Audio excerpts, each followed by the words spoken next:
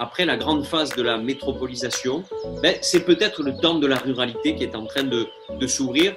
C'est des solutions finalement peu coûteuses pour la collectivité, mais toujours à chaque fois pleines de bon sens en fait. Moi, je ne crois pas qu'il y ait une ruralité. La ruralité, ça se conjugue au pluriel. Alors bien sûr, c'est aussi une démarche qui est hyper perfectible. On reste très très modeste dans cette démarche-là. On a beaucoup internalisé de choses, tant dans les outils. On a un CRM qui nous aide à automatiser aussi beaucoup de choses. C'est aussi pour ça que l'ensemble des parties prenantes, on vous relance sur les questionnaires, sur les entretiens qualitatifs, sur ces méthodes-là, qui sont pour nous des outils vraiment essentiels pour permettre d'analyser et de s'améliorer. Juste rapidement, avant de démarrer un peu plus dans cette partie-là témoignage, vous rappelez les 4 impacts recherchés qui sont présentés dans le cadre du rapport de mesure d'impact, donc qui reprennent en tout cas cet axe-là des 3 piliers sur lesquels on intervient. Bien sûr, l'impact sur la question de soutenir les communes et les initiatives rurales engagées, donc avec toute cette démarche d'accompagnement projet.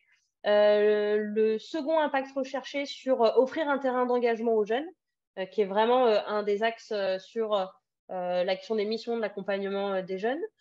Un sur la question de la communauté, et particulièrement autour du programme Artisans d'idées, qui est favoriser l'émergence d'une communauté de partage, qui est un des enjeux de capitalisation très fort chez INSIT, de se dire on a la chance d'avoir un réseau de 132 communes cette année qu'on a accompagné, c'est comment on les met en lien. On en a quasiment 180 depuis le début d'INSIT il y a 5 ans. C'est comment ce réseau de partage, il vit avec aussi toutes les personnes qui participent au café de campagne, et comment aujourd'hui on arrive à mieux analyser en tout cas ce qui est produit là-dessus. Et puis le dernier, c'est incarner le changement que l'on souhaite voir advenir.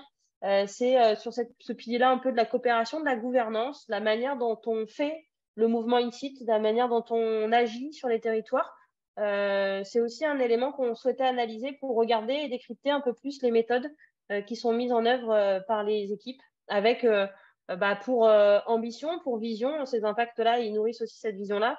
Là, on a mis faire battre le cœur de nos villages, mais c'est vraiment aujourd'hui comment on contribue à dynamiser, à lutter contre ce sentiment de déclassement, qui sont en tout cas les ambitions d'INSIT aujourd'hui sur le territoire. Je ne vais pas être plus longue parce que ce n'est pas la partie la plus intéressante, et c'est en tout cas pas moi qui en parle le mieux. Je vais laisser la parole à Yves, qui est le maire de Saint-Saturnin-de-l'Aisne, pour faire le lien, en tout cas sur la première partie, qui est plutôt liée sur le soutien aux communes, pour avoir son témoignage au regard de l'action qui a été menée dans sa commune. Bonjour à toutes et à tous. Merci de me faire m'exprimer sur cette expérience qui pour nous a été assez fondamentale au niveau du village.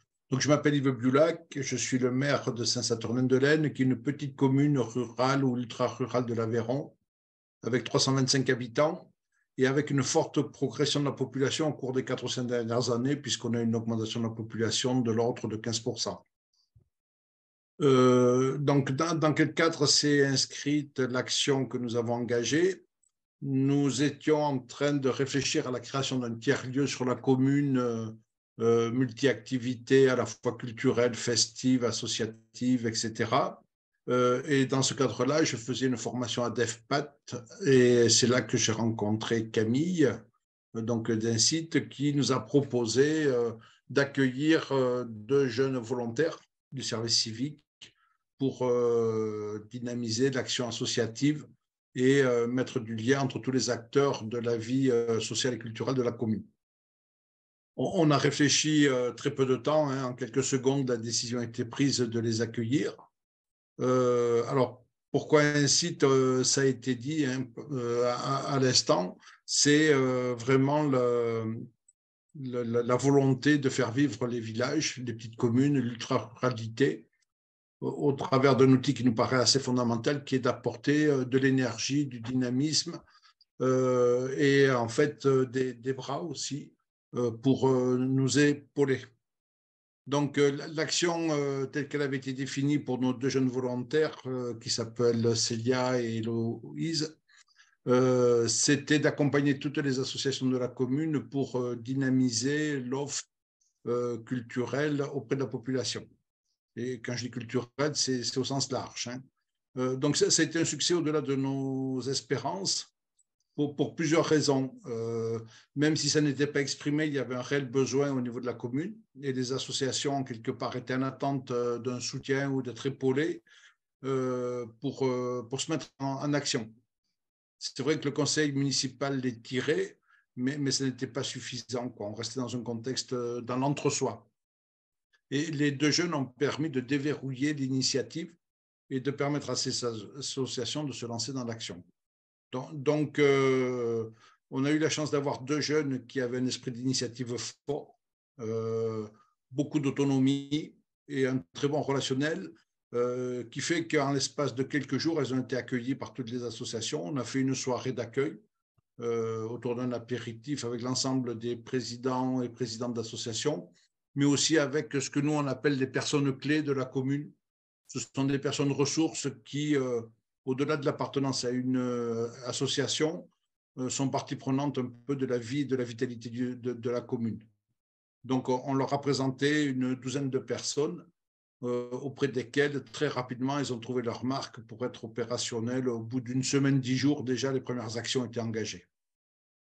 Donc, l'apport et le bilan de leur action et de cette expérience, c'était une démultiplication des activités proposées à l'ensemble de la population, avec une très grande diversité, une grande variété de l'offre pour toucher tous les publics.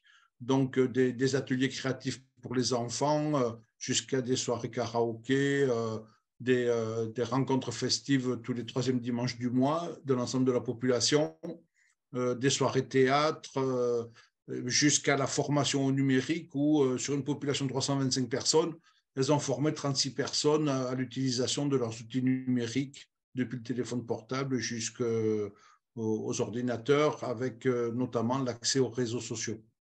Donc, une démarche qui a été assez exceptionnelle, qui a été un temps très, très fort au plan de l'action et au plan humain également, ce qui s'est d'ailleurs exprimé au travers d'une fête où il y avait 120-130 personnes lors de leur départ, qui montre bien l'attachement qu'il y a eu entre ces jeunes volontaires et la population de la commune. Voilà. Alors, quelle est la suite? Elles ont impulsé une dynamique qui ont généré un rythme d'activité sur la commune qui est largement supérieur aujourd'hui à celui qu'il était avant qu'elles ne viennent. Par contre, il a fallu qu'on se remobilise, puisque de fait, pour nous élus, elles nous ont permis de faire plus au niveau de l'offre communale tout en faisant moins en tant qu'élus. Donc aujourd'hui, on vit cruellement leur départ, puisqu'il a fallu qu'on se remette vraiment au travail et d'assurer tout ce qu'elles faisaient en termes de préparation, d'animation, etc. Donc la suite, elle comporte plusieurs volets, en fait. Le premier, c'est qu'on est en train de consolider le tiers-lieu, en ce sens que c'est un investissement important pour la commune, puisqu'il représente 600 000 € au travers d'un site qui fait à peu près 250 mètres carrés, dans lequel nous développons également un bar-restaurant. Et donc, nous souhaitons doper l'activité socioculturelle de la commune au travers de ce site, où il y aura une salle et des plages horaires qui seront consacrées à l'accueil dans le même esprit, un jeu, loisirs, mais également conteurs, chanteurs, musique, petits concerts, etc. Et tout ça autour de la convivialité, puisqu'il y aura donc un bar-restaurant. Donc, ce qu'on attend, on a demandé à un site de voir si on pouvait bénéficier du soutien de 2 nouveaux volontaires dès cet automne. Ce sera d'accompagner la mise en place de ce site au travers de son animation.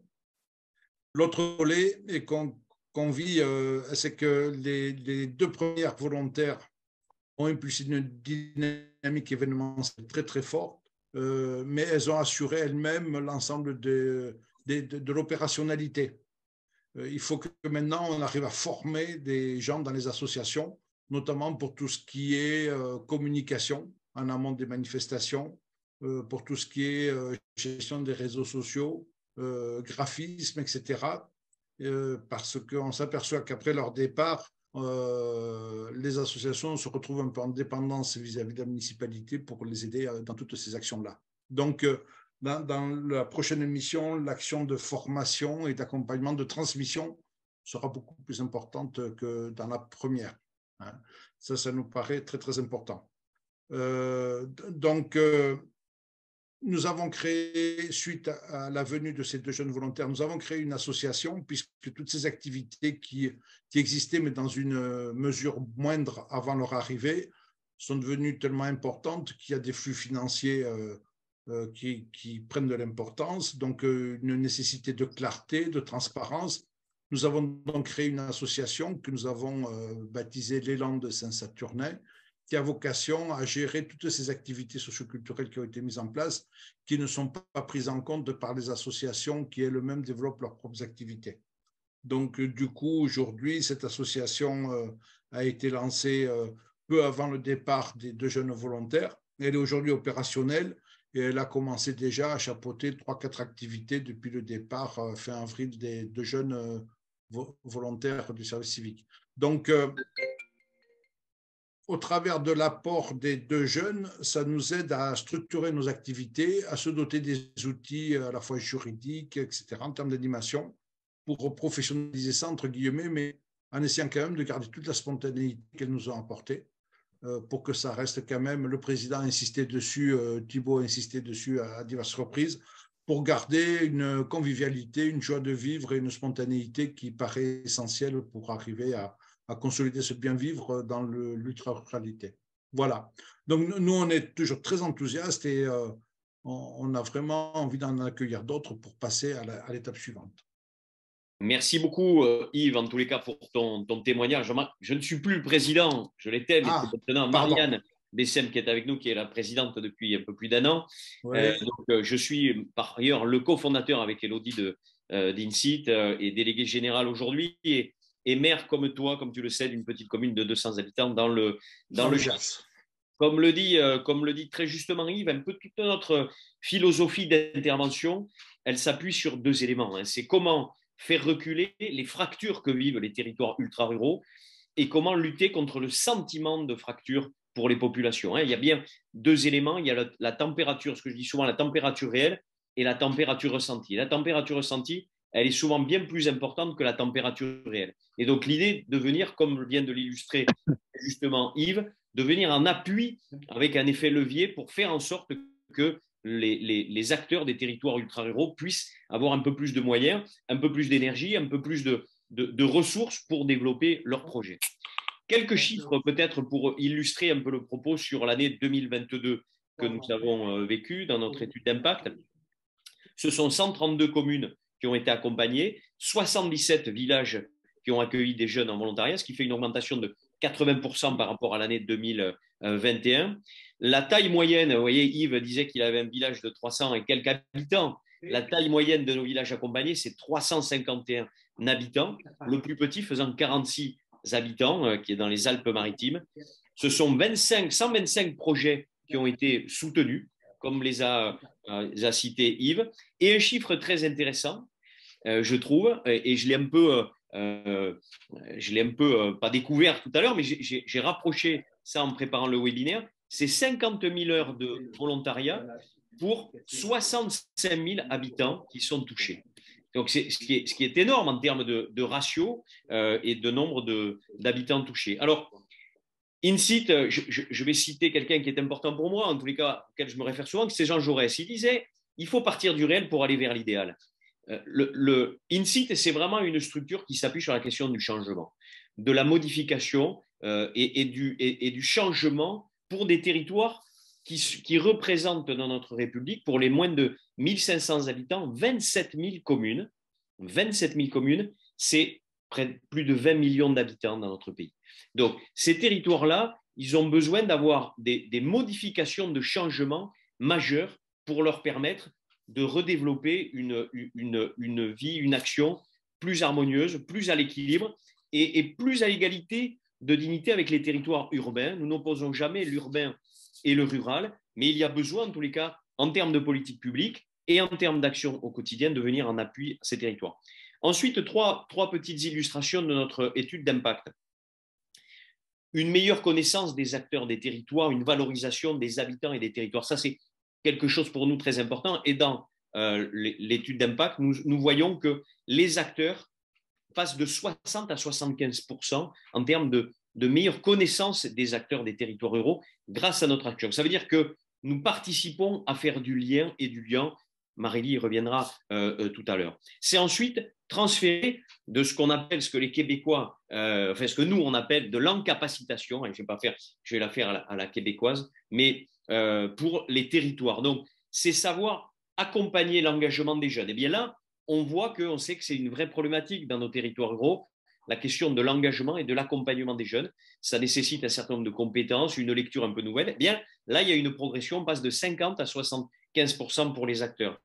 C'est pour les acteurs de la ruralité, c'est la maîtrise d'un dispositif qui est très important en termes de politique publique. Il n'y en a pas si souvent, celui-là est très utile. C'est la question du dispositif de service civique que nous développons. Et je rassure Yves, bien sûr, on sera avec toi dans 6 mois et puis on pourra l'être encore sur les 4 années qui viennent si tu le souhaites, parce qu'on peut aller jusqu'à 5 ans. Donc, avec grand plaisir de renouveler avec toi. Mais on veut aussi transférer de la compétence et la maîtrise du dispositif de service civique est important. Et bien là, on passe de 40 à 75% pour les acteurs. C'est un élément aussi important au bout de quelques temps, puisque je rappelle, Élodie le disait, on a été créé il y a 5 ans, mais ça ne fait que 4 ans que nous mettons en place des dispositifs sur les villages. Donc, au bout de 4 ans, on a réussi à aller à ce niveau-là. Et ensuite, c'est la création de ressources au sein des territoires. Ça, c'est un élément extrêmement important pour nous. Qu'est-ce que l'on voit? On voit dans un certain nombre d'endroits des associations qui sont créées dans la foulée ou des associations qui sont soutenues et qui reprennent vie grâce à notre intervention. Et puis, ça, c'est un chiffre qui est tout à fait étonnant pour nous. Vous nous l'auriez dit il y a 4 ans, on ne l'aurait pas cru avec Élodie. Sur les 40 premiers villages qui ont été touchés, eh bien, c'est 7 postes qui ont été créés. 40 premiers villages, 7 postes, ça a créé 7 postes. Ce besoin, ça veut dire que les acteurs des territoires ruraux, des gens comme les Yves que nous avons là, qui sont maires de villages et les autres maires qui sont présents, ont tellement l'habitude de créer des projets avec 3 bouts de ficelle et un peu de scotch que quand on leur apporte des moyens, quand on les accompagne, eh bien, ça crée très vite des dynamiques vertueuses. Et autre élément à dire, c'est que nous avons aussi beaucoup de jeunes qui restent sur les territoires au bout de leur action. C'est un chiffre qui est assez important et assez illustrant d'une volonté de notre jeunesse à la même image que la population. Et Yves l'a dit tout à l'heure, de gens qui ont envie de ruralité et d'ultra-ruralité parce que ça représente une autre façon de vivre, un autre rapport au territoire, un autre rapport au temps, un autre rapport à l'environnement.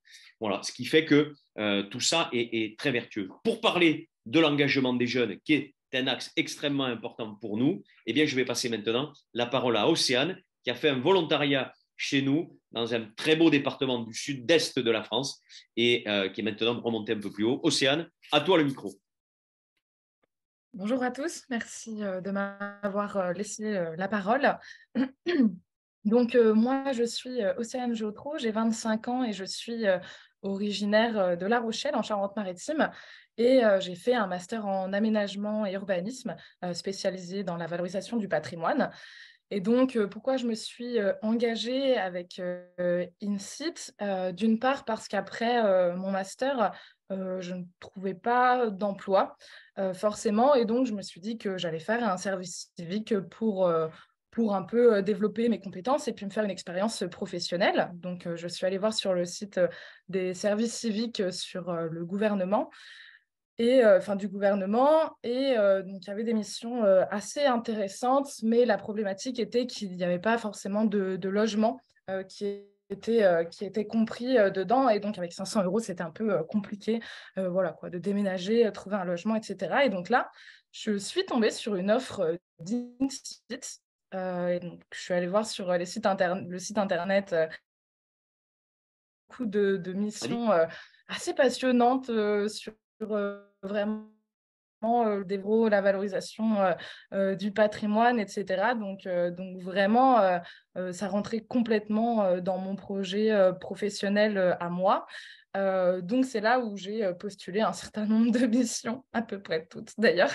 Et puis finalement, voilà, donc ça, c'était aussi pour découvrir une nouvelle région, une manière assez facile, enfin assez facile, bon, oui, non quand même, de découvrir une nouvelle région et puis de m'investir aussi dans le développement des territoires ruraux. Donc voilà, les propositions de mission me paraissaient assez idéales, c'est-à-dire déjà dans la durée de mission, 6 mois, c'est ni trop long ni trop court, c'est vraiment très bien. Et puis, le logement était fourni dedans, donc beaucoup plus facile de partir à l'autre bout de la France, comme ça, avec le logement qui est compris dans la mission, quoi. Et puis, il y avait aussi cette idée-là que, même sur le site Internet, on voit qu'il y a vraiment un vrai accompagnement de la part d'Insit. Et donc, c'est assez rassurant de se dire que voilà, on peut partir à l'autre bout de la France de manière assez sereine. Donc très intéressant. Permet. Ok. Voilà. Et c'est comme ça que je me suis retrouvée donc à Guillaume dans les Alpes-Maritimes. Et alors, quel bénéfice ça m'a apporté? Vraiment beaucoup. Je dirais principalement que ça a été pour moi une expérience humaine très riche, extrêmement, ouais, c'est ça, enrichissante dans en plus une région d'exception. Donc ça, super aventure. Et puis, ça a été une vraie immersion dans le monde rural qui a permis de voir comprendre les dynamiques qu'il y a face à voilà, tous les défis que doivent surmonter les territoires ruraux. Et donc ça, c'était super intéressant vraiment de comprendre les atouts, les opportunités et les faiblesses de ces territoires-là. Et ça m'a fait un vrai début d'expérience professionnelle. Alors, même si c'était en douceur, parce que voilà, les missions sont sur 24 heures, ça permet quand même de développer les compétences, d'en développer de nouvelles aussi. Et puis, ce qui a été assez significatif, c'est que lorsque j'étais, pendant mon service civique, je postulais à différentes offres d'emploi. Et miraculeusement, j'avais des entretiens, des réponses et des entretiens à toutes les candidatures auxquelles j'avais postulé. Donc super chouette. Et plus encore, j'ai trouvé un travail directement après mon service civique pour justement continuer. Ça m'a vraiment donné l'envie de continuer à œuvrer pour développer les territoires ruraux. Donc, c'est comme ça que je me retrouve actuellement dans une commune de 1500 habitants dans les Vosges pour réhabiliter un ancien casino pour développer un tiers-lieu culturel. Donc, voilà, c'est super chouette de voir qu'on peut avoir une continuité comme ça entre le service civique avec une et puis ensuite qui débouche sur un emploi. Voilà, super chouette. Et donc maintenant, mes projets, mes envies pour la suite, je dirais que c'est vraiment de continuer à œuvrer pour revitaliser les territoires ruraux. Donc là, mon contrat, il se poursuit encore pendant 1 an. Donc voilà, ça va laisser encore le temps d'agir sur cette question-là. Et puis, pour la suite, à voir où la vie va me mener. Mais ce qui est certain, en tout cas, c'est que cette expérience avec Insit a été particulièrement structurante, que ce soit dans ma vie professionnelle ou dans ma vie personnelle. Donc, voilà, juste pour ça, encore un immense merci à Insit pour tout ça. Voilà ce que je pouvais dire sur mon expérience. Merci beaucoup, Océane. Je prends la suite de toi. Alors, je suis Romain Goulag, pour celles et ceux qui ne me connaissent pas, et moi, je travaille sur les questions d'engagement jeunesse chez INSEAD, donc le témoignage d'Océane résonne fort. Je vais essayer d'illustrer au maximum, sans vous assommer de chiffres, mais en faisant un peu des allers-retours entre des verbatims et quelques éléments d'illustration pour montrer un peu ce que fait finalement le service civique chez INSIT aux jeunes. Et je vais baser mon intervention à travers 2 prismes, juste un élément d'éclairage. Quand je cite des chiffres, les gens estiment maîtriser et ou maîtriser et être capable de transmettre. Voilà, donc je ne vais pas le répéter à chaque fois. Donc maintenant que c'est posé, je peux y aller. Donc Thibaut parlait tout à l'heure d'encapacitation. Pareil, l'encapacitation, pour celles et ceux qui ne sauraient pas, c'est juste le fait de pouvoir mobiliser des ressources internes endogènes pour mener une action. Donc l'idée chez INSEAD, c'est qu'on puisse transmettre ces clés-là. Et il y a des chiffres intéressants sur notamment les savoir-être où au niveau de prendre des initiatives et avoir confiance en soi et ses capacités pour réaliser ses projets, on passe de autour de 20% à plus de 50%. Donc là, c'est un élément pour nous qui est essentiel pour pouvoir transmettre aux jeunes des clés pour allez, on va employer les grands mots, mais pour changer le monde, ou en tout cas pour faire coïncider des valeurs, des aspirations avec des actions qu'ils souhaitent mener. Et ça, c'est un élément aussi central, nous, dans notre démarche. Au niveau des savoir-faire, là aussi, un service civique est pompé pour prendre des initiatives. Et l'idée, c'est aussi de pouvoir développer des compétences. Et en termes de savoir-faire, expliquer, transmettre et faire preuve de pédagogie, on passe de 19 à 56%. Donc ça, c'est des compétences douces ensuite qui sont très valorisées dans le monde professionnel. Et on l'a vu avec le témoignage d'Océane, finalement, comment le service civique et l'acquisition de savoir-faire, de savoir-être et de compétences a été pour elle un tremplin au-delà de l'expérience sur le CV qui a permis d'enclencher les entretiens. Je suppose qu'ensuite Océane a été brillante pendant les entretiens. Et en plus, on a fait des formations de prise de parole en public ensemble. Donc, je suis ravi que le résultat ait pu... il y a un élément dont Thibaut a parlé tout à l'heure aussi, c'est sur les savoirs-connaissances. Pour nous, l'ADN d'INSEAD, finalement, c'est de faire se rencontrer des mondes, des jeunes et des acteurs de la ruralité, de valoriser nos territoires ruraux et aussi de déconstruire d'éventuelles représentations. Sur la connaissance du territoire et ses acteurs, pour les jeunes, on passe de 15 à plus de 50%. Donc, ce qui est vraiment ce qui est énorme. Et pareil, pour le monde rural, on passe de moins de 25% à plus de 50%. Donc là aussi, c'est des éléments qui sont importants dans finalement la rencontre qui se passe entre des jeunes et ces territoires-là, quand les jeunes ne sont pas déjà sur les territoires. Là aussi, c'est un élément important puisque ça participe du changement systémique aussi qu'on souhaite, c'est-à-dire valoriser ces territoires et les revitaliser. L'entreprise fait l'engagement au service du pouvoir d'agir, du lien social, de la transition écologique. Donc là, je vais plus être sur des verbatims, mais ce qu'il faut savoir aujourd'hui, c'est qu'on observe une tendance qui est d'une jeunesse qu'on dit diffusionniste.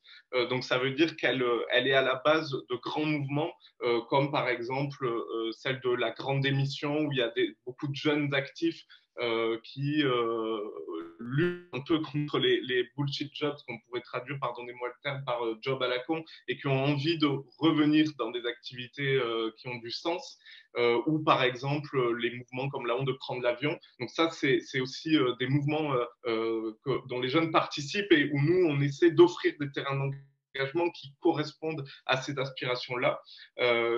Par exemple, il y a Chloé de Samatan qui dit c'est au local que le changement se crée. Déborah qui dit j'ai pu aborder des thématiques sur l'environnement et ma conscience écologique a beaucoup doublé. Je précise effectivement le succès des missions autour de l'environnement. Benjamin a parlé du village comme un îlot des possibles, une utopie réaliste. Donc là aussi, c'est intéressant. Et puis, l'ambition, c'est la lutte contre les fractures. Thibaut l'a rappelé. Qu'elle soit territoriale. Alexandra Aspeloncat parle de découverte et compréhension d'un territoire insulaire et Chloé, toujours à sa part de découverte de la richesse de nos territoires ruraux. Donc là aussi, c'est donner aux jeunes la possibilité de découvrir, de vivre une expérience et puis éventuellement d'y rester. On y viendra ensuite. La lutte contre les fractures aussi intergénérationnelles. Marion Assard dit « Je n'ai jamais autant créé de liens avec des personnes d'âge aussi différents ». Déborah qui dit que finalement revenir à l'essentiel c'est garder contact avec des personnes âgées et Margot qui nous dit à Saran que maintenant elle a une amie de 70 ans et j'étais au téléphone avec Léo hier qui a fait un service civique à Oreille et qui m'explique qu'il va souvent dormir chez Marie qui a 64 ans quand il revient dans aussi c'est un élément essentiel pour nous de lutter contre cette fracture intergénérationnelle quand on sait que, voilà, sur en tout cas nos villages, il y a plus de 35% de personnes qui ont plus de 60 ans. Donc souvent, les missions sont aussi axées sur un aspect lié intergénérationnel. Il y a les fractures aussi intragénérationnelles qu'on oublie souvent, mais qui sont aussi à aborder, puisque c'est des jeunes souvent qui ne se rencontrent pas, aussi des jeunes des grandes métropoles et des jeunes plus des territoires ruraux. On essaie de lutter contre ça en créant des tandems aussi, volontaires du territoire et volontaires qui viennent d'ailleurs. C'est le cas notamment à Perchette cette année ou à Sainte-Christie d'Armagnac. Et puis, on veut faire des projets à destination des jeunes du territoire. Ça va être le cas à Caderousse dans le Vaucluse cette année, par exemple. Et puis, juste, je voulais le dire parce que le témoignage d'Yves est vraiment va en ce sens, c'est la fracture dont on parle entre les jeunes et les politiques. C'est juste repenser aussi l'action d'INSEAD. C'est des jeunes qui sont quasiment dans le bureau du maire au quotidien. Donc là aussi, il y a une expérience humaine qui se vit et un rapprochement entre des gens finalement qui, voilà, pour des jeunes, ce ne serait pas possible à Toulouse, par exemple, de travailler avec le maire au quotidien. Et je finirai, pardon, j'ai été peut-être un peu long sur l'installation sur les territoires, parce que c'est un élément aussi central. À la fois, il y a des jeunes qui s'installent sur le territoire.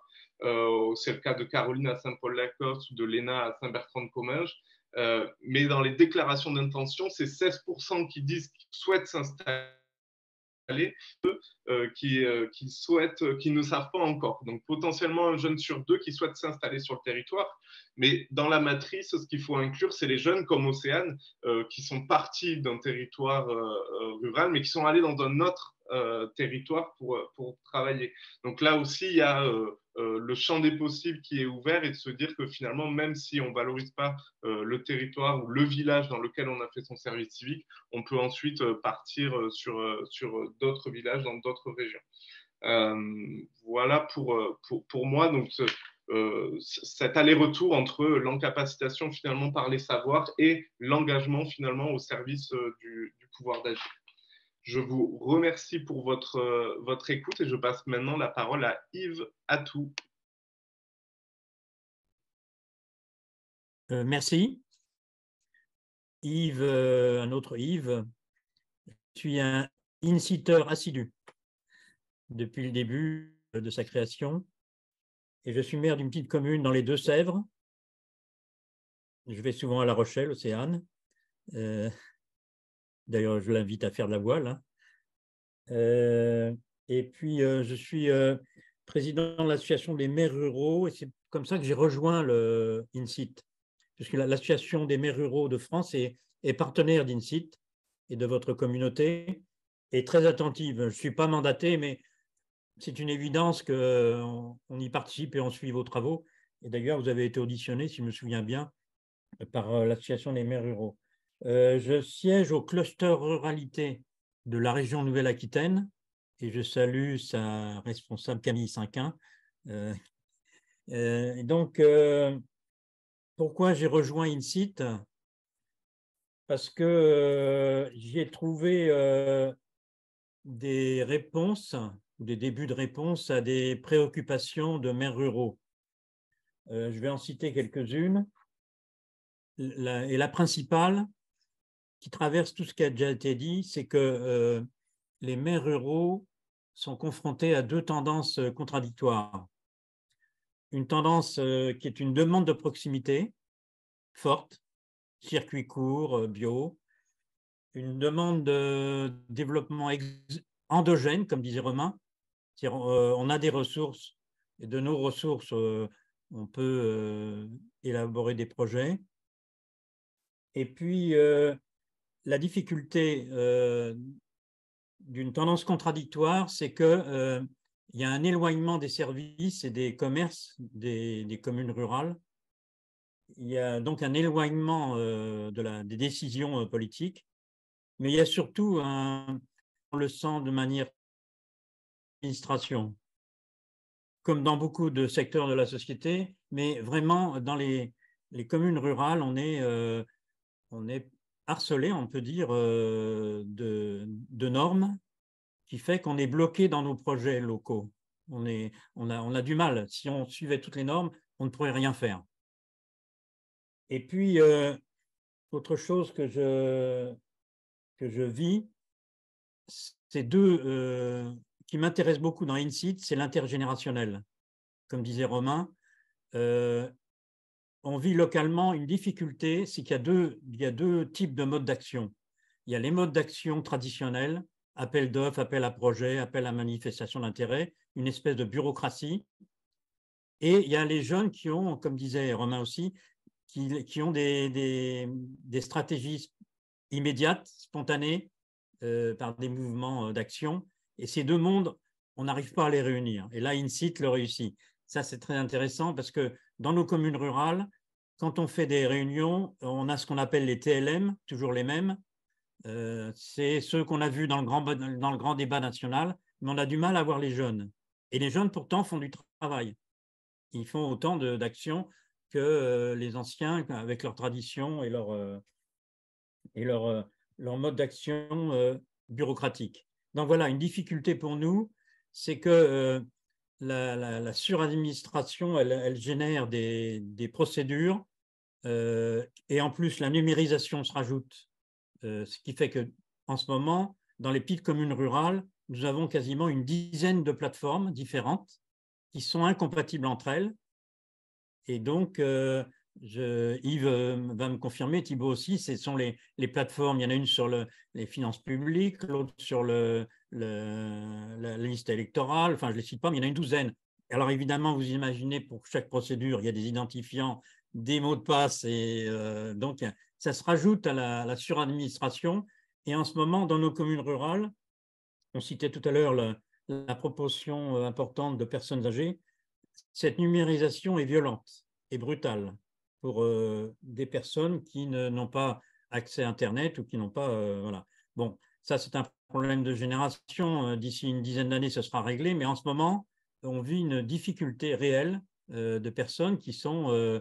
pour qui c'est brutal, quoi, hein. Donc, elles font appel à leurs neveux, leurs tontons, leurs tatas, pour les impôts, pour toutes les procédures. Mais c'est compliqué parce que même moi, des fois, comme beaucoup d'entre vous, sur certaines plateformes, j'ai du mal. Hein, j'ai du mal à avancer. Il y a un autre intérêt dans INSEAD qui est souvent mis en avant, c'est la complémentarité. C'est territorial en France, qui a été mis en avant par Guy Louis, c'est la France périphérique. C'est-à-dire qu'en France, on a 3 zones. Même 4, enfin 3 zones, les zones urbaines, les zones rurales et les quartiers populaires politiques de la ville. Et tout ça, ça fonctionne en tuyau d'orgue. C'est-à-dire que les pouvoirs publics donnent des financements à l'urbain, hein, les métropoles, au rural et aux quartiers politiques de la ville. Et on pourrait rajouter les zones périurbaines. Mais ces 3 territoires sont vraiment cloisonnés. Et moi, l'idée que j'ai défendue, j'anime un groupe à l'association des maires ruraux. Mon idée, c'est qu'il y ait une alliance des territoires, qu'il y ait des projets qui promeuvent l'alliance des territoires. Actuellement, l'association des maires ruraux engage un partenariat avec France Urbaine. Des projets communs, urbains et ruraux. Mais moi, je défends même l'idée audacieuse qu'il ferait des projets même avec les 3 territoires, même avec les quartiers politiques de la ville. Vous imaginez le cercle vertueux que ça serait s'il y avait des projets sur des sportifs, culturels ou tout projet ou de développement entre ces 3 types de quartiers. C'est possible puisqu'ils sont à côté de nous, hein. Donc ça, c'est un vrai problème difficile et que nous, on va essayer de développer avec France Urbaine. Ensuite, pour terminer, les jeunes. Il y a un vrai problème de mobilité partout, dans toutes les zones rurales. Et les jeunes, on pourrait dire, ils sont sont assignés à résidence parce que ils ont des difficultés pour aller à l'université. La grande ville, un vrai problème de mobilité. Dans la Nouvelle-Aquitaine, on est vraiment mobilisé sur ce sujet parce que les jeunes sont bloqués dans leur zone rurale et des fois n'ont pas accès même aux formations professionnelles accessibles, même à 10, 15, 20, 30 kilomètres, s'ils n'ont pas de moyens de locomotion. Donc voilà, moi je pense que il faut que ce thème de la mobilité soit inscrit dans l'agenda de INSIT ou de la communauté, parce que c'est vraiment un blocage. Voilà, je conclue pour dire que les maires actuellement sont en difficulté, on les transforme en soutien administratif, en hussards noirs de la République, mais je fais partie, je crois comme Yves et Thibault, des maires qu'on ne démissionne pas, opiniâtre, on est pugnace, on est opiniâtre, donc on va au bout de nos projets, même si l'action est difficile, on est combatif, on ne démissionnera pas moi. Hein. Merci.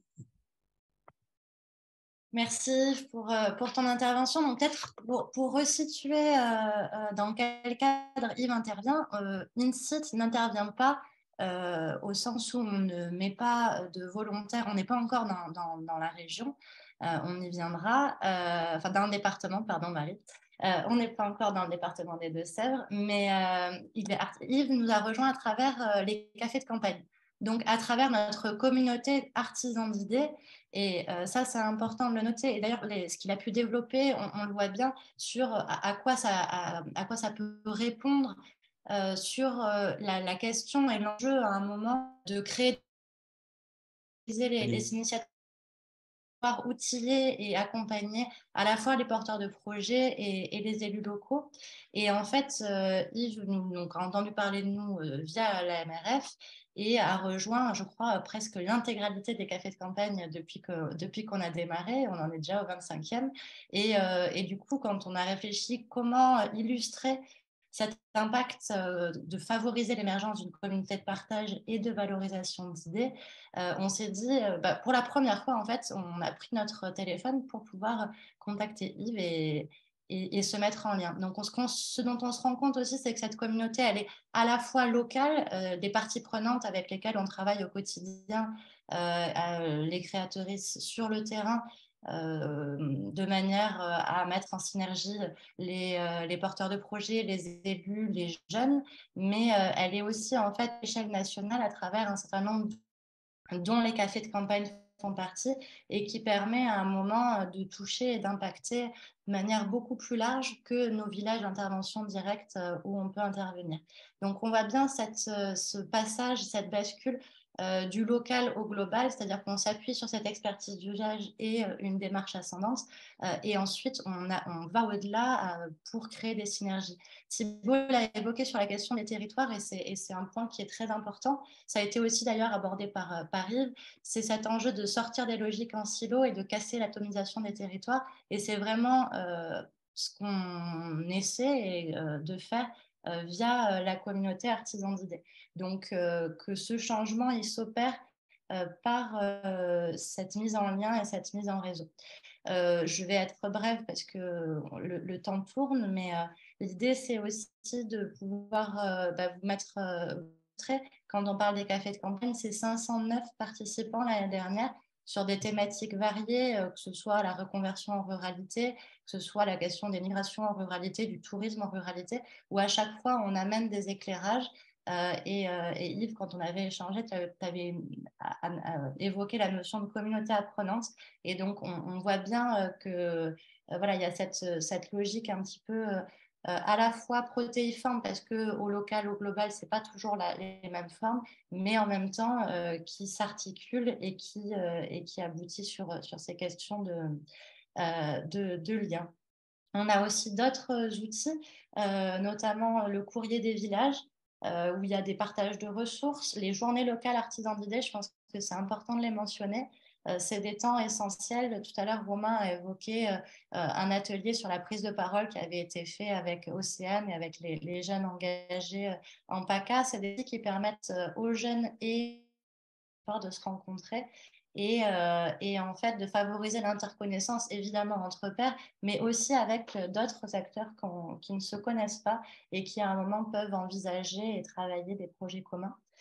Et c'est aussi à la fois un chantier et à la fois un axe de travail important pour nous, le Conseil des maires, avec l'idée d'un échange entre pairs, de partage de ressources et que Thibaut a commencé à animer et sur lequel on va pouvoir voilà, investir à la fois sur ces partages et ces échanges et à la fois sur le plaidoyer qu'on pourra mener.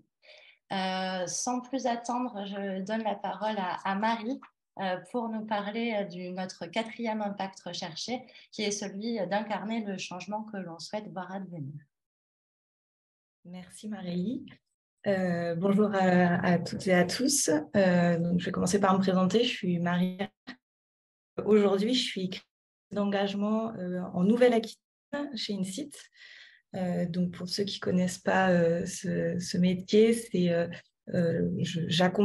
suis sur le terrain, j'accompagne les villages dans l'écriture de leur mission et ensuite je participe au recrutement des jeunes en service civique et au suivi des projets le temps des missions.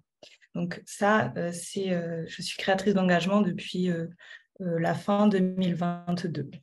Mais avant ça, je connais INSIT depuis quand même un petit bout de temps. Je l'ai connu en 2020 quand j'ai commencé par faire un service civique dans un petit village du Gers, donc Sainte-Christie d'Armagnac. J'y suis arrivée en fait après mes études d'archi à Strasbourg, la grande ville. J'arrive donc dans ce petit village de 400 habitants. À l'issue donc de ce service civique et de l'accompagnement INSIT, je me dis je vais on va dire théoriser tout ce que j'ai fait en pratique dans ce petit village, et donc je suis partie faire un master développement local des territoires ruraux et je suis revenue chez INSIT pour faire mon stage de fin d'études sur la question des tiers-lieux ruraux dans le Gers. Donc après ce diplôme, je me suis quand même un petit peu éloignée d'INSIT en partant dans des petites communes à côté de Dijon en tant que chef de projet Petite Ville de demain.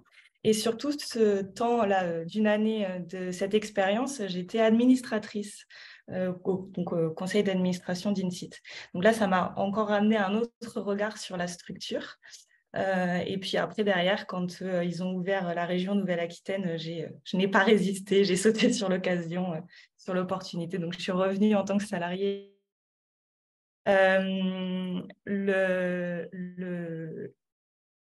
Oui, c'est ça.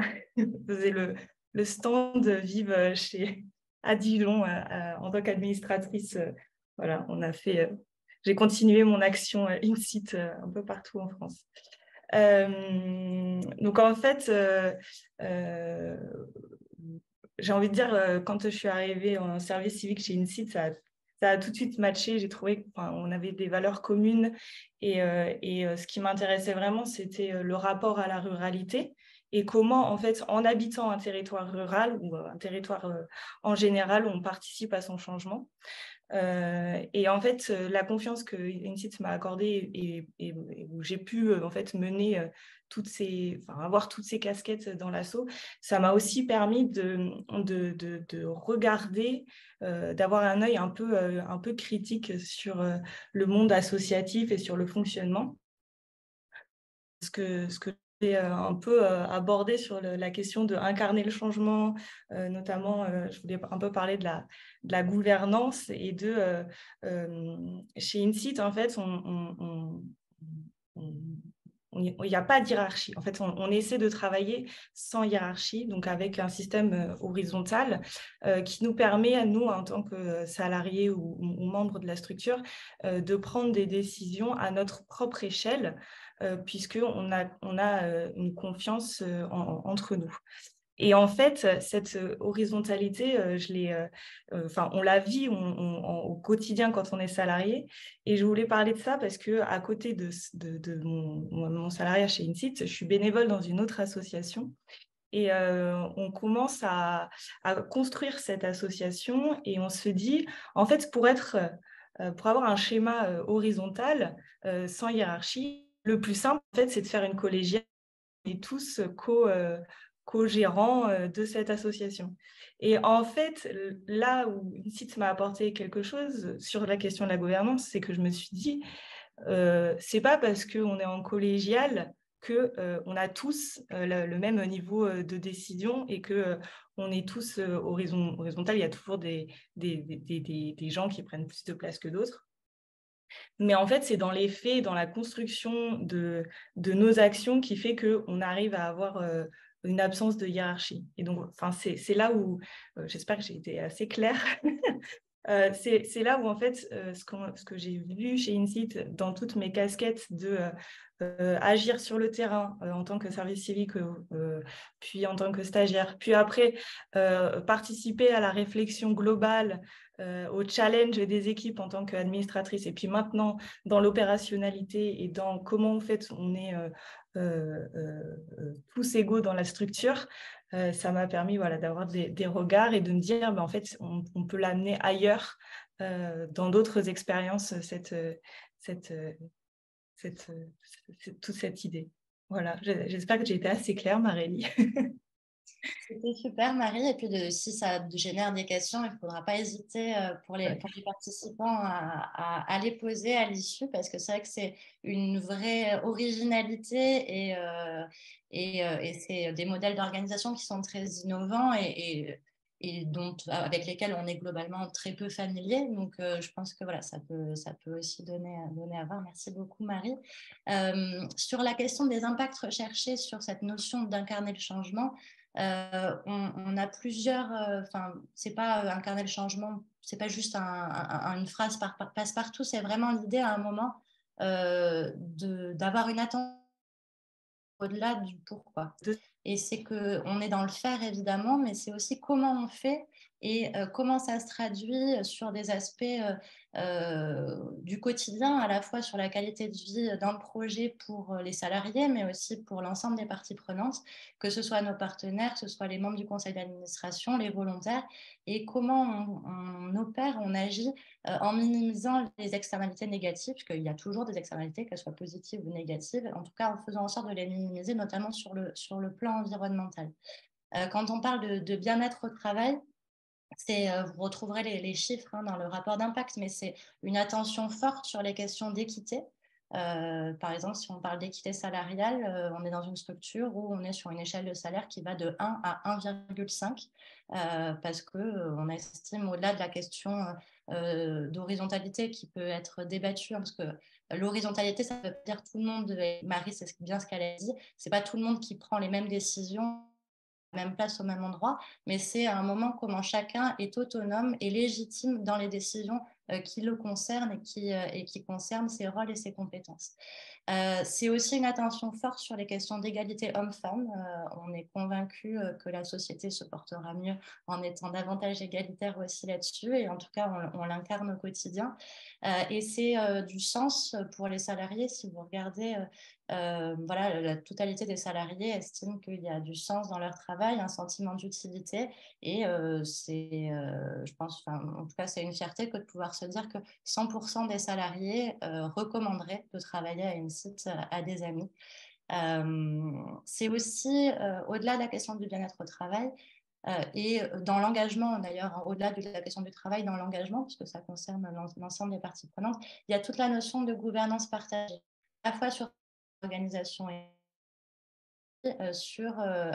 c'est-à-dire dans la gouvernance de la structure, mais aussi dans la gouvernance des projets, puisque, en fait, très concrètement, on a une modalité d'action qui est la même, c'est celle du volontariat rural, mais c'est comment ensuite on co-construit avec les élus, avec les porteurs de projets, à la fois un diagnostic, à la fois des fiches missions et ensuite la déclinaison opérationnelle et territoriale. Donc voilà, sur la gouvernance partagée, elle s'opère à plusieurs niveaux. Et je l'ai dit tout à l'heure, mais je finirai avec ça parce que c'est un enjeu qu'on estime essentiel dans notre société, qui est la question de la transition écologique puisque à la fois dans les projets qu'on porte, Romain l'a aussi énoncé, c'est un point sur l'engagement des les qui portent sur des projets environnementaux sont ceux qui sont les plus demandés. Et c'est aussi comment on s'est tous formés à travers un atelier fresque du climat, comment l'ensemble des salariés peuvent devenir, presque l'ensemble des salariés sont devenus animateurs de cette fresque et comment ensuite on porte ces questions-là et ces enjeux-là sur les territoires où on intervient. Je ne me fais pas plus longue, vous avez tous les éléments plus quantitatifs, plus qualitatifs sur le rapport d'impact. Et puis l'idée, c'est aussi de pouvoir laisser la place aux questions.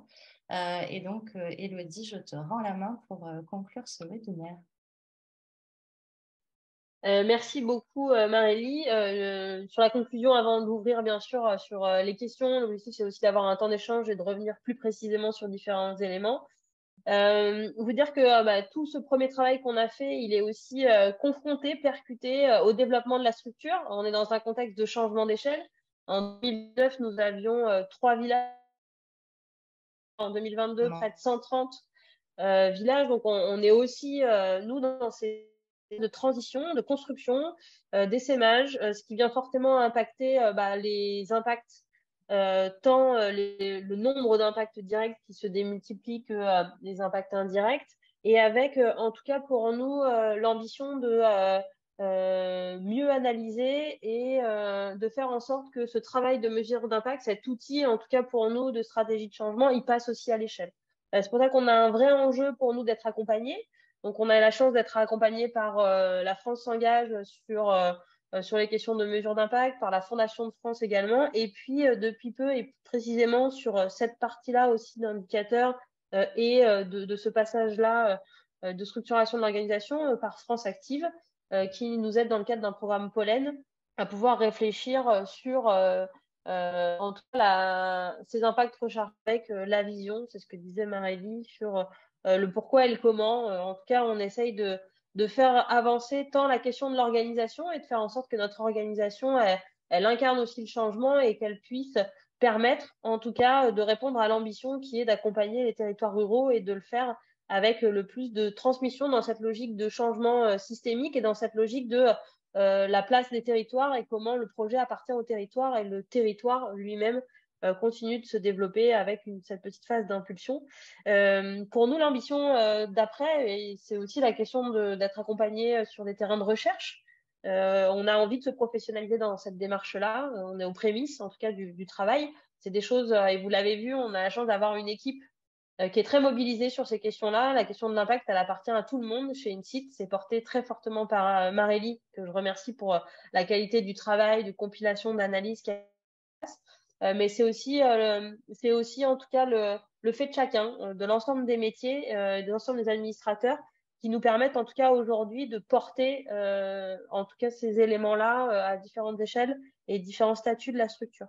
La question de la recherche, elle sera faite aussi pour apporter une notion scientifique aux impacts qui sont sur les territoires. On a envie d'aller plus loin, mais nos connaissances et nos compétences arrivent à leur terme. On s'est beaucoup auto-formé. Je trouve que on sait en tout cas saisir ces questions-là, mais on a envie d'aller plus loin. Et c'est dans ce cadre-là que l'accompagnement du programme Pollen va nous permettre aussi de repositionner ça et puis demain d'aller chercher en tout cas un accompagnement et des terrains de recherche, tant sur la question des territoires, sur ce que ça produit à court, moyen et long terme, l'engagement des jeunes sur les territoires, qu'est-ce que ça produit chez les jeunes, bien sûr, et puis on aimerait dans un troisième temps qu'on vienne regarder, évaluer un peu la manière dont on fonctionne et tant les modalités de gouvernance que la manière dont on fait coopération à différentes échelles et avec les différentes parties prenantes du mouvement. Je vais laisser la parole rapidement à Nance, qui nous accompagne dans le cadre de France Active, dans le cadre du programme Pollen. Oui, bonjour, merci Elodie. Bonjour tout le monde, je suis Nance Bastide, donc je suis salarié de l'association France Active.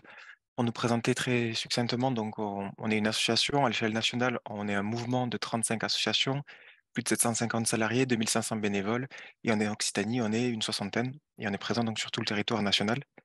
Notre objet social en tant qu'association, donc, c'est de développer une économie qui est plus responsable, plus solidaire et plus écologique. Et pour cela, on le fait avec deux moyens, c'est des moyens financiers et des moyens humains, c'est-à-dire qu'on fait à la fois de l'accompagnement et à la fois du financement de projets. On s'adresse exclusivement à des entrepreneurs engagés, c'est-à-dire des personnes, des structures qui créent ou qui développent des projets à impact. Et à impact, on entend impact social, environnemental et impact sur la création d'emplois, notamment dans les territoires ruraux et les quartiers politiques de la ville dont on parlait tout à l'heure. Du coup, c'est dans ce cadre-là qu'on va accompagner et qu'on va financer INSEAD, qui correspond donc parfaitement à ce type de structure, une structure qui veut changer la société à son échelle et qui s'inscrit du coup dans ce parcours d'accompagnement pollen dont parlait à l'instant Elodie.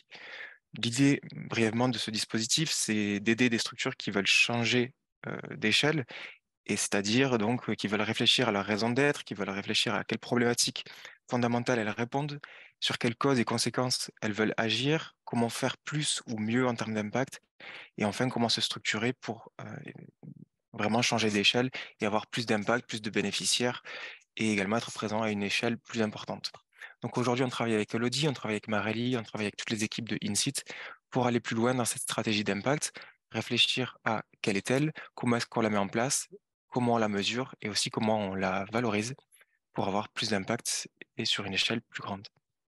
Voilà, donc on est à ce premier temps d'échange et puis on a déjà animé des ateliers et on poursuivra pendant les 12 prochains mois cet accompagnement avec vous.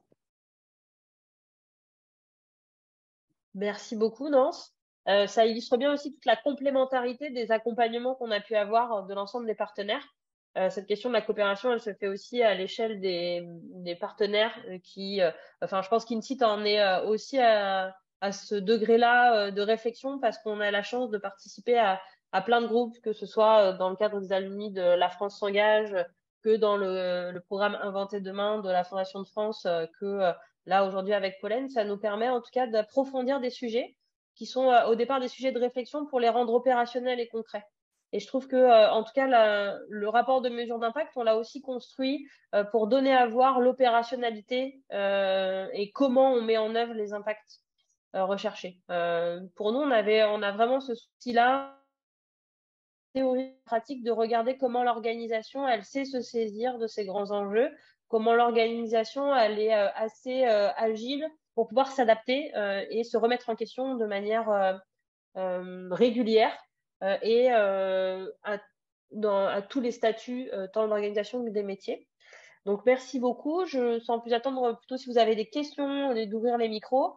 Et puis, juste avant, parce qu'à la fin, tout le monde, c'est toujours un peu rapide, je voulais remercier l'ensemble des équipes d'INSEAD qui ont travaillé sur ce rapport-là et particulièrement Olivier sur la mise en forme et Marélie sur tout le travail de consolidation, on l'a déjà dit tout à l'heure. Et merci aux témoins qui étaient là et qui vont être, à mon avis, sollicités sur plusieurs questions pour approfondir tout ça. Donc, merci beaucoup.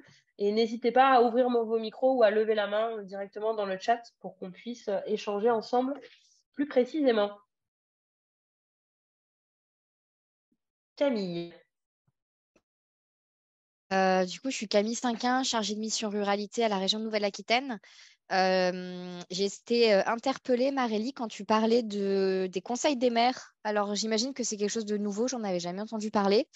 Est-ce que je pourrais en savoir un petit peu plus? Merci. Oui, bien sûr, Camille, c'était un dispositif qu'on a créé, qu'on a lancé en fait il y a 1 an. On en a fait 2 pour l'instant. On va relancer un peu la machine. L'idée est de pouvoir réunir les maires ruraux. Comme l'a dit Yves tout à l'heure, c'est vrai qu'il y a l'association des maires ruraux, mais l'association des maires ruraux, elle englobe une grande globalité de taille de communes. Les communes de l'ultra-ruralité qui ont le dispositif INSEAD, on s'est dit que ça serait bien de les réunir de temps en temps pour à la fois, toujours pareil, comme l'a dit Marélie, hein, comment on s'inspire les uns les autres, comment on se connaît mieux et comment on arrive à réfléchir ensemble aux problématiques de l'ultra-ruralité. Et par ailleurs, comment apporter aussi des ressources lors de ces webinaires qu'on va relancer là. Et donc, j'espère qu'il y aura bien sûr nos 2 Yves dans la barque pour justement faire du lien entre nous. Hein. On voit bien, Yves l'a dit aussi, on est dans une société qui est très cloisonnée. L'idée est de pouvoir créer des transversalités et de faire en sorte que un petit maire, quand je dis petit maire, ça n'est pas péjoratif, mais un maire d'une commune de 46 habitants, puisse discuter avec un autre maire de 1500 habitants qui est à l'autre bout de la France. Et voilà, et de confronter un peu nos vécus et de voir comment on tisse ce lien particulier de l'ultra-ruralité. Je crois qu'on a vraiment quelque chose à faire valoir sur cette ultra-ruralité, d'accoler l'ultra-ruralité à des questions positives. La question du dynamisme, de l'innovation, du lien, du contact à la nature. toutes ces choses dont on a besoin aujourd'hui, nos populations ont besoin, et non pas une ultra-ruralité qui a des bottes qui sont prises dans qui aurait un peu le béret trop vissé près des yeux. Donc, non, il y a une autre ruralité, il y a cette ruralité ultra dynamique et innovante. Et moi, je suis très sensible à ce qu'a dit Yves, encore une fois, sur l'alliance des territoires. Voilà. Il faut faire alliance entre nous et il faut faire alliance avec les autres. Donc, il faut qu'on arrive à créer des synergies. Et Yves, moi, je suis à ta disposition pour qu'on réfléchisse à du lien, y compris avec Ville et Banlieue, l'association d'élus aussi, sur les questions d'urbanité. Avec Élodie, on a une petite expérience sur les questions de la politique de la ville. On y a passé, pour moi, en tous les cas, une vingtaine d'années de ma vie. Donc, voilà, je pense qu'on a des choses intelligentes à faire.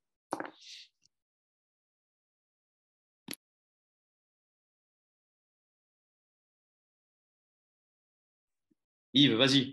Je vois que tu as la main levée. Je voulais préciser donc ce partenariat avec France Urbaine. L'idée a été arrêtée d'initier 3 types d'alliances sur le territoire, de ne pas faire d'un grand plan national, mais de partir de 3 expériences d'alliances entre des zones urbaines et des zones rurales. Donc France Urbaine, c'est pas bien connu, mais c'est une organisation très puissante qui rassemble toutes les métropoles et toutes les grandes villes de France. Donc, c'est un partenaire pour nous, évidemment, très intéressant, hein. Et je voulais préciser aussi que l'INSEE a requalifié les zones rurales. L'INSEE avait qualifié communes rurales les communes de moins de 2000 habitants et récemment a requalifié les zones rurales à partir de la densité. Il y a les zones denses, peu denses, très denses. Donc, ce qui fait que des communes de 3 000 à 4 000 habitants peuvent figurer. D'ailleurs, c'est sur le site de l'INSEE. Vous pouvez aller voir si votre commune est dans la zone est qualifiée de zone rurale. Et donc, c'est très important puisque ça représente pour nous 88% du territoire et 33 et un tiers de la population. Et peut-être en complément, enfin, sauf s'il y a une autre question, auquel cas elle est évidemment prioritaire. Par rapport à la question de Camille, l'idée c'est aussi que ce Conseil des maires ce soit demain le levier et des ambassadeurs à la fois au local et au national, à la fois du projet d'INSIT et des projets pour une ruralité positive aussi. Est-ce qu'il y a d'autres questions? Je crois que j'ai vu une question dans le chat. Vincent Pozzo, je ne sais pas si vous voulez la poser. Oui, c'était moi, mais comme je n'étais pas sûr qu'on m'entende bien. Vous m'entendez? D'accord, parce que j'ai un ordinateur, donc je n'étais pas sûr. Oui, juste avoir des détails supplémentaires sur la création du tiers-lieu que M. Biulac a évoqué, vu que c'est une préoccupation aussi sur mon territoire. Et je voulais savoir le temps que ça mettait pour la mise en place, les moyens, les obstacles, et puis le fonctionnement. Voilà. Alors, le tiers-lieu, il y a peut-être autant de définitions que de tiers-lieu, hein. Donc, je ne sais pas quelle est la définition sur laquelle vous vous appuyez. Nous nous sommes appuyés sur la définition qui consiste à dire qu'un tiers-lieu est un site multi-activités, voire multi-site, qui tend à regrouper les gens pour des activités qui peuvent aller des loisirs jusqu'aux professionnels. On a créé un espace numérique, par exemple, où particuliers ou petites entreprises peuvent venir pour des démarches numériques face aux difficultés, notamment qu'évoquait Yvatou tout à l'heure.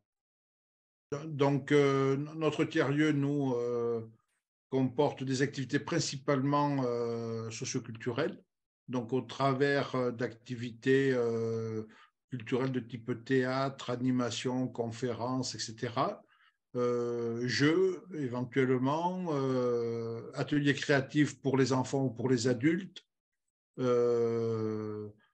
aspect festif et convivial, retransmission d'événements culturels ou sportifs. Voilà un petit peu la diversité des activités que l'on propose, et tout ça donc avec un bar-restaurant qui est adossé. Donc, où est-ce que nous en sommes et les difficultés rencontrées? Bon, la principale difficulté, c'est celle qu'évoquait plusieurs intervenants, mais notamment Yvato également, ce sont les aspects budgétaires. C'est un investissement de l'ordre de 600 000 € pour une petite commune de 300 et quelques habitants. Donc, il faut beaucoup d'énergie pour trouver les moyens, notamment financiers. La deuxième difficulté, ça a été d'attirer des jeunes qui veulent s'installer sur le site pour le faire vivre. Donc, ça, c'est une étape que nous avons franchie. Et on a un couple de jeunes qui ont 25 ans qui viennent s'installer sur la commune pour dynamiser ce site. Pour nous, c'est un véritable enjeu stratégique, notamment l'âge, parce que ça a été évoqué. On a près de 50% de la population qui a plus de 60 ans, qui est à la retraite. Et donc, il faut absolument qu'on arrive à inverser dans la durée la pyramide des âges, ou de l'inverser ou de la redresser. Et donc, l'arrivée de jeunes est un élément majeur. C'est les deux principales difficultés. Alors, il ne vit pas encore puisque nous sommes en train d'ouvrir. Néanmoins, en attendant la création de ce site, nous avions créé un bar associatif qui, pendant 18 mois, a permis d'assurer le relais infrastructure et son animation professionnalisée. Et ça a été une vraie réussite, en fait. Il y a beaucoup de gens qui se sont engagés pour l'animer et les deux volontaires ont largement participé aussi à le faire vivre pendant les 6 mois où ils étaient là. Mais c'est ce qui nous permet aussi d'envisager positivement les démarches que nous sommes en train de finaliser pour faire ce tiers-lieu tel que je l'ai défini et tel qu'on l'a défini localement, quoi. Je ne sais pas si j'ai répondu à la question. Oui, très bien, merci beaucoup. Et j'avais une dernière, j'en profite, excusez-moi. Ouais. Donc, à ce jour, il s'est construit sur un bâtiment existant ou... En fait, c'est un projet gigogne, en ce sens que lorsqu'on a fait l'étude d'implantation de ce tiers-lieu, nous voulions le faire dans une école désaffectée. Malheureusement, l'école du village a fermé en 2018. Et les conseils extérieurs qui avaient une vision d'urbanisme que nous n'avions pas, nous ont dit que plutôt que de le faire dans l'ancienne école, il fallait le faire à l'emplacement de la mairie du village. Donc cette mairie, le bâtiment qui accueillait la mairie et un locataire. Donc pour pouvoir lancer le tiers-lieu sur ce site-là, qui est idéal, nous avons transféré la mairie dans l'ancienne école que nous avons réhabilitée. Nous avons réhabilité une maison pour que le locataire de l'ancienne mairie puisse y habiter également. Et ensuite, on a lancé le projet de tiers-lieu. Donc, du coup, ça a fait une espèce de projet gigogne qui représente un investissement global dans le tiers-lieu un peu plus de 1 million d'euros et qu'on a étalé sur à peu près 2 ans et demi pour le concrétiser. Voilà. D'accord. Merci, monsieur. Donc, il est au cœur du village. Le site est au cœur du village avec une grande place. C'est là que tout le monde passe. On voulait que ce soit vraiment le poumon de la vie de la commune. On voit bien avec les échanges entre Yves et Vincent et puis aussi l'intervention d'Anne-Sophie qui présente l'association Barnane dans le chat quand on parle de communauté artisan d'idées. C'est aussi ça, c'est des partages d'informations, de ressources, de pratiques et c'est un des points clés et un des leviers pour faire vivre cette ruralité positive. Est-ce qu'il y a d'autres questions? Alicia. Bonjour, est-ce que vous m'entendez? Parce que ma caméra ne fonctionne pas, mais... Super, okay. Le son est super. Déjà, un grand merci pour ce webinaire, c'était super intéressant et les témoignages aussi étaient très inspirants. Je voulais revenir sur la question de la gouvernance partagée, parce que c'est quelque chose qu'on connaît assez peu, donc je me demandais si vous pouviez donner un peu plus de détails sur comment ça se traduit au quotidien pour vous. Parce que pour moi, la hiérarchie, c'est directement lié à la quantité de responsabilités qu'ont les salariés. Donc, je me demande comment c'est possible d'égaliser cette quantité de responsabilités. Voilà, si vous pouviez donner un peu plus de détails sur comment vous vivez ça au quotidien, quel process vous avez mis en place, voilà, ça m'intéresse. J'y vais ou tu vas, Marélie?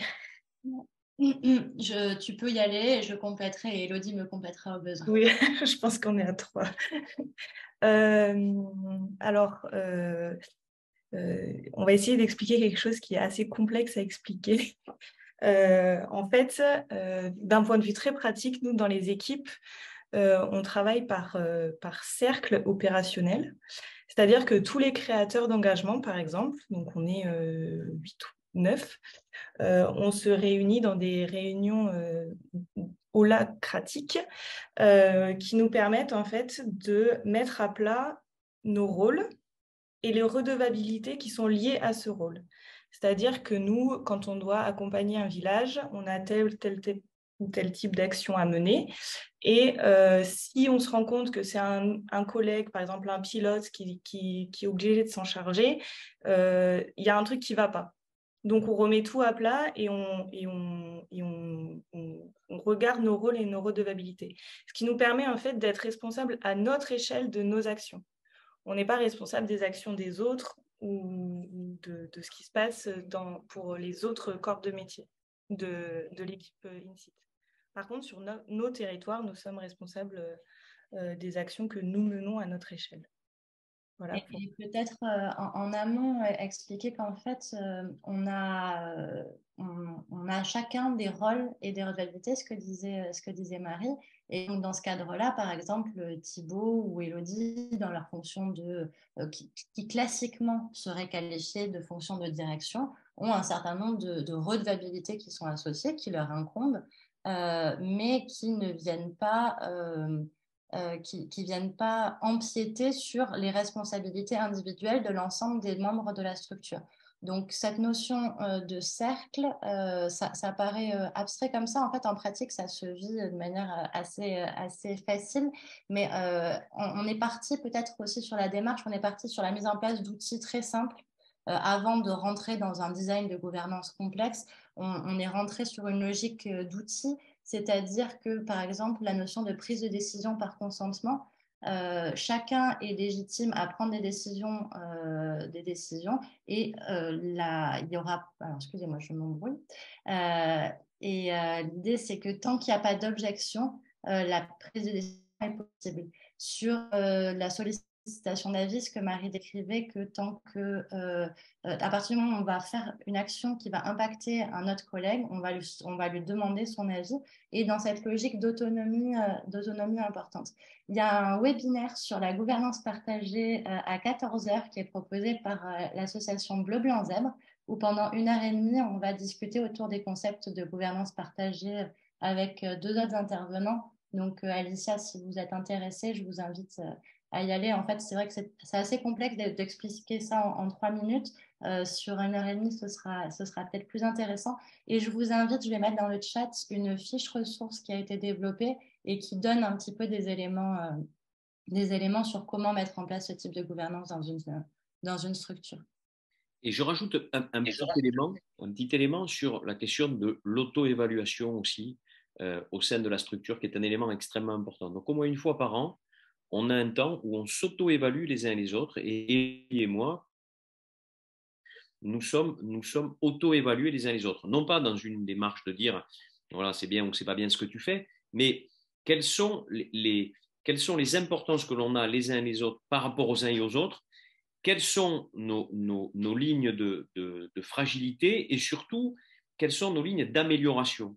Et moi qui n'avais jamais fait ça avant, je veux dire que ça change tout en termes de rapport aux autres collègues, avec des responsabilités qui sont bien sûr différentes des uns des autres, mais en termes de transversalité et de coproduction, ça change énormément de choses. Alors, c'est du temps, c'est de l'énergie, mais en termes de conditions de travail et de coportage d'une nouvelle structure, comme INSIT, qui est assez jeune, mais qui va bientôt avoir près d'une vingtaine de salariés, ce qui quand même est pas rien en 5 ans, eh bien, ça crée un autre état d'esprit et une co-construction et une co-responsabilité, voilà, qui est très, très important dans le mouvement.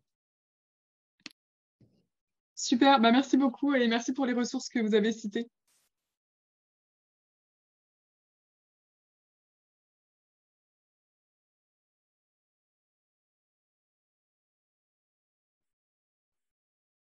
Il y avait une dernière question dans le chat qui était sur la question du développement en Bourgogne-Franche-Comté. Alors, je vois Marie qui réagit, parce que comme elle a travaillé sur TV de demain dans cette belle région, on n'y est pas encore, mais n'hésitez pas à nous contacter. Généralement, on arrive dans une nouvelle région en lien avec des sollicitations qui sont souvent de plusieurs ordres, soit directement de communes qui nous contactent. Quand on a un certain nombre de communes, 3, 4, 5, ça nous permet en tout cas de regarder comment on peut ensuite interpeller les collectivités territoriales, qu'elles soient régions, départements ou l'État par le biais de la préfecture, pour regarder comment l'implantation en tout cas du projet peut se faire. Et puis, généralement, on a aussi un écosystème de partenaires. On parlait de l'Association des maires ruraux de France. AG2R La Mondiale est aussi un partenaire clé, en tout cas, pour nous, en termes d'implantation dans des nouvelles régions. Ça permet, en tout cas, d'avoir la possibilité d'avoir plusieurs angles et axes de territoire. Donc, n'hésitez pas à nous contacter directement pour qu'on regarde un peu les possibilités. Ça sera avec grand plaisir. En fait, c'est moi qui ai posé la question. Je ne sais pas si vous voyez. Donc, je suis donc Isabelle Durieux-Hangar et je suis chez AG2R La Mondiale en Bourgogne-Franche-Comté. Et j'attends un rendez-vous de votre part pour pouvoir justement évoquer cette question de développement sur ce beau territoire qu'est la région Bourgogne-Franche-Comté. Et avec plaisir. Ok, ça marche. Donc, je reprendrai contact avec vous justement pour qu'on puisse avancer sur le sujet. Enfin, j'attends votre retour puisque je vous ai contacté il y a quelques temps. Parfait. Merci. Merci à vous.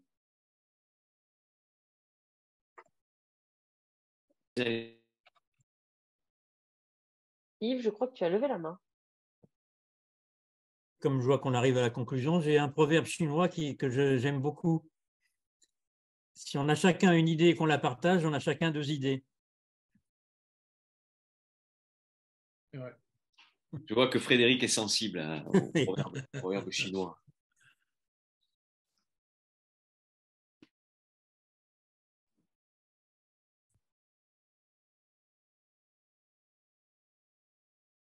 C'est l'heure de l'apéritif, Thibaut, hein, maintenant. Ouais, ça va être l'heure de l'apéritif, absolument.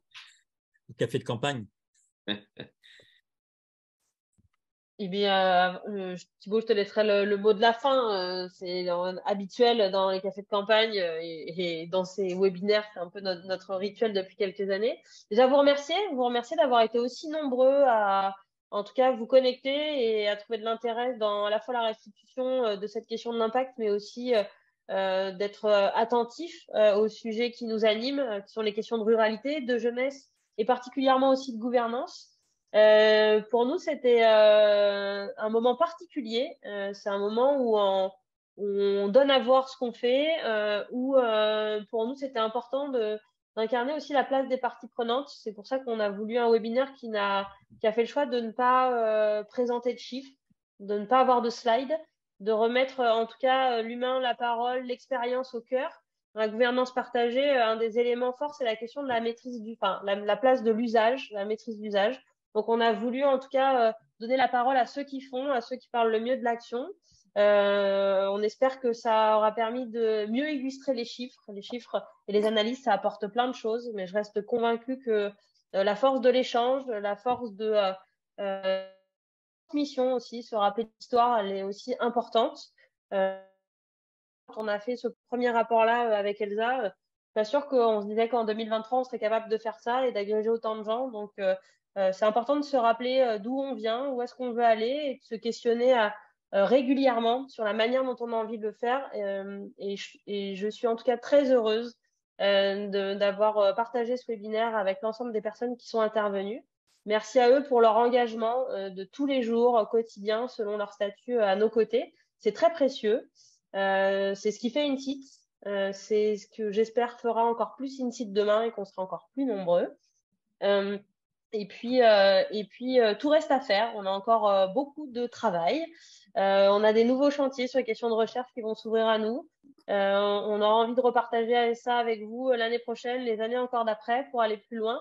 N'hésitez pas si vous avez des idées, des sollicitations. On est très ouverts en tout cas à construire ensemble et à se faire bousculer aussi. Donc, on est à votre disposition. Et encore un grand merci au travail de toutes les équipes parce que c'est beaucoup de données à récupérer. C'est un travail de fond, c'est un travail de démarche.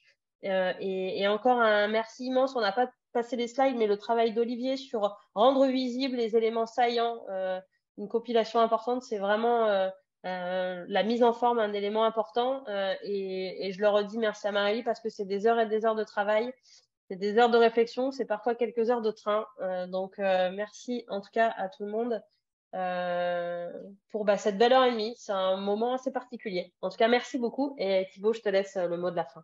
Merci infiniment, Élodie. Merci pour ce déroulé, ce suivi, cette animation. Merci à toutes les équipes, bien entendu, Marie, bien sûr, Olivier et tous les autres qui ont participé et travaillé sur notre... Élodie l'a dit très justement, c'est un moment où on se... Et à INSEAD, nos deux valeurs, c'est la gentillesse et la bienveillance. C'est se regarder avec d'autres. Est-ce que ce que nous faisons fonctionne? Comment ça fonctionne? Quelles sont les limites de l'opération? C'est ça notre philosophie. Il y a des choses qui fonctionnent très bien, d'autres qui fonctionnent un peu moins bien. C'est aussi être en capacité de se le dire et de se le dire avec d'autres. Donc moi, je vous engage vraiment à continuer à nous accompagner, à continuer à être avec nous sur ce chemin. Bien sûr, à entrer dans notre communauté, qui est une communauté très ouverte, artisan d'idées, pour s'inspirer les uns les autres et faire dans une société qui est une société un peu dure, dans laquelle nous vivons, anxiogène, difficile, où le dialogue, la discussion, l'échange, la tolérance sont un peu battus en brèche en tous les jours. Nous, on essaye, nous sommes des artisans, artisans d'idées, mais aussi artisans du quotidien de ces territoires ultra-ruraux, auprès de ces héros du quotidien, des femmes, des hommes qui tous les jours inventent et mettent en place des dispositifs extraordinaires pour leur territoire et leur population. Voilà, on essaye de faire ça. Alors, restons modestes parce que c'est important et essayons de construire pas à pas. Moi, je dis souvent que les territoires ultra-ruraux, c'est immense, c'est énorme à avoir comme une politique publique, mais c'est comme un grand lac. Et donc, quand on fait tomber des petites pierres dans le lac, ça fait des petites ondulations sur l'eau. C'est à force de faire tomber ces petits graviers un peu partout sur le lac que ces ondulations se croisent et que ça donne du mouvement et que ce lac prend vie. Voilà, c'est ça un peu notre ruralité et tous ces villages et tous ces acteurs du quotidien qui sont extraordinaires. Donc, un grand merci. À très bientôt sur notre prochain café de campagne. Nous traiterons des questions de développement durable, d'environnement et de ruralité qui sera le 28, 18, 28, je ne sais plus, juin. J'ai un doute dans mon agenda. Marine, le prochain rendez-vous. Et puis, pour ceux qui viennent, on organise aussi un rassemblement, le premier rassemblement début juin dans le Tarn, voilà, qui sera à l'évidence un moment important pour notre mouvement. Et comme Yves a eu une citation, je vais en citer une autre de Paul Verlaine. Soyons-nous indulgents, surtout les uns envers les autres. Ça nous fait du bien. Et un peu d'indulgence et un peu de gentillesse et de bienveillance, ça ne fait pas de mal. Faites attention à vous. Merci beaucoup, merci infiniment à vous d'avoir participé à ce webinaire. Vous êtes presque tous restés sur le temps du webinaire. C'est un beau challenge en tous les cas. Merci infiniment et à très très bientôt ici et ailleurs.